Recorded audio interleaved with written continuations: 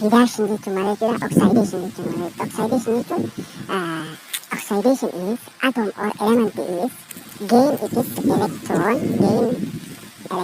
and what decrease oxidation number. Maal jenne electron fudhatuu fi garuu oxidation number isaa maal ta'u jechuudha? Decrease ta'u. Oxidation number isaa decrease ta'u. Oxidation gaafa no. Oxidation jechuun ammoo the element or atom is lose electron and increase oxidation number jechuudha. Oxidation number isaa increase taati garuu immoo electronii maal godha? Lose godha. Kun electronii gain godhanne reductioniin wal hubannee reductioniin electronii maal godha? Gain godha.